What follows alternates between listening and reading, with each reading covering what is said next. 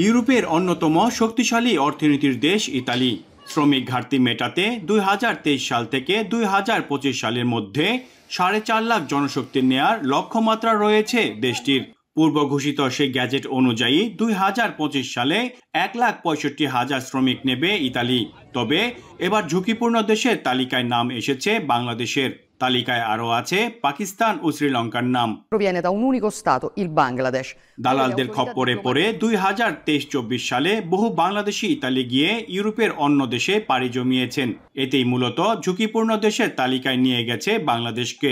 তবে জনশক্তি নেয়ার বিষয়ে রোম ঘোষিত নতুন নিয়মে আবেদন জমা দেওয়ার বিষয়ে কোনো নিষেধাজ্ঞা না থাকলেও ছাড়পত্র বা পরবর্তী ভিসা পাওয়ার নিশ্চয়তা নেই বাংলাদেশিদের।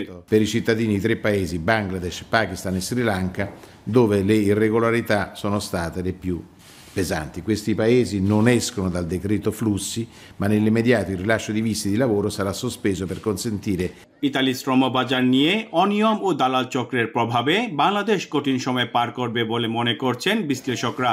এ অবস্থায় অন্তর্বর্তীকালীন সরকারের হস্তক্ষেপের আহ্বান ইতালি প্রবাসী বাংলাদেশিদের।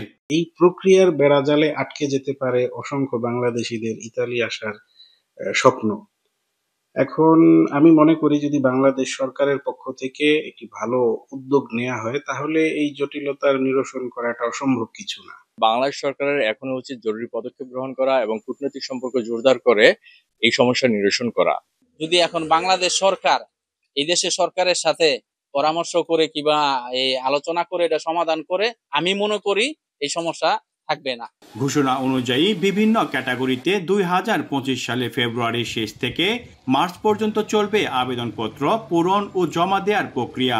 ইতালিতে বৈধ পথে শ্রমিক যাওয়ার সুযোগ থেকে দীর্ঘ 8 বছর পর 2020 সালে কালো তালিকা মুক্ত হয়েছিল বাংলাদেশ।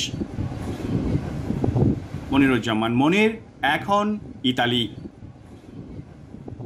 ডায়রিয়া সহ যে কোনো পানি শূন্যতায় এসএমসি রোড স্যালাইন নিন। কেনার সময় প্যাকের গায়ে এসএমসির লোগো দেখে কিনবেন।